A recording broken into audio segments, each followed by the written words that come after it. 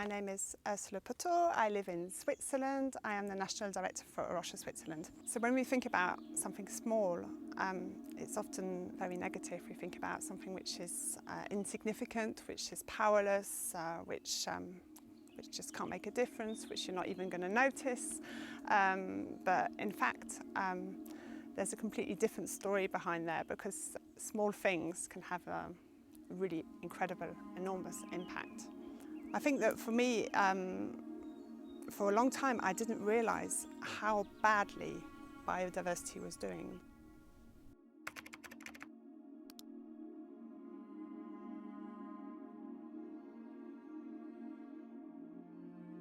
Biodiversity loss is such an enormous problem, and I didn't actually feel like I could do anything about it to start with. It just felt like something which was completely outside of my reach.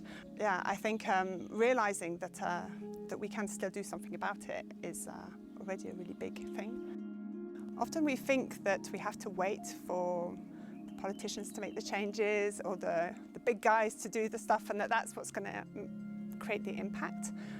I think it's really encouraging to see that God can use just anybody, and often He will actually use our weaknesses to do something great. But there's so many good signs of that in the Bible as well, that God doesn't choose the big guys to do stuff. He just goes to get the Davids and the small people. So we find our hope in God. My name is Stanley Bayer, and I work with A Rocha, Kenya. My main work at the moment is land purchase for conservation in an area called Dakatcha woodland.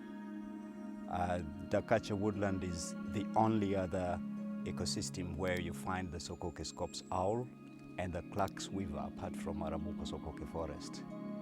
And because we are a small organization, we were really overwhelmed by the rate at which the forest was getting lost. So our director marshaled the whole team of A Rocha. We went to Dakatcha woodland, and we thought all we need to do is pray about it. You could just feel as you feel the breeze, as you look at the ecosystem, you really, felt like, no way, this cannot just go up in smoke. Then we came back and we said, okay, let God do His miracle. Around 2012, one of our employees came to me and told me that my father wants to sell 200 acres of his land. And we know if he sells it to any other person, it will be destroyed. There was no land use plan, so anybody who gets a title deed, they can do whatever they want with the land.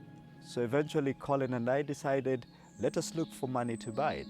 It was really a race against time, because lots of people were coming from all over Kenya with lots of money to buy land. Fortunately, we managed to generate a lot of interest from many supporters. And up to now, we have more than 4,600 acres of land that we have purchased.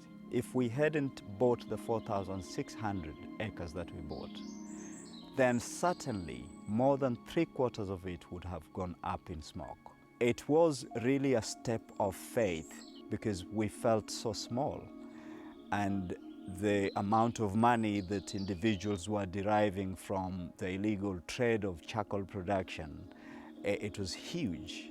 But we did it out of faith. And from those very small beginnings, we have grown. Now it is not only us, but we are talking of a whole community and other stakeholders as well. But what made a really big difference for me was to really, really realise how much God loves all of His creation. He is going to heal the land, that He is going to restore, He is going to bring His kingdom. Which is also why I like the small things, because when you look at every single detail of what God has created, you can see how much creativity and love there is in it. My encouragement is, despite how big the problem is, you cannot wish it away. The thing is to take action. Do something about it, however small it is. You don't know how many people you are going to inspire by taking that small step, because you can end up with a whole army behind you in what you're doing.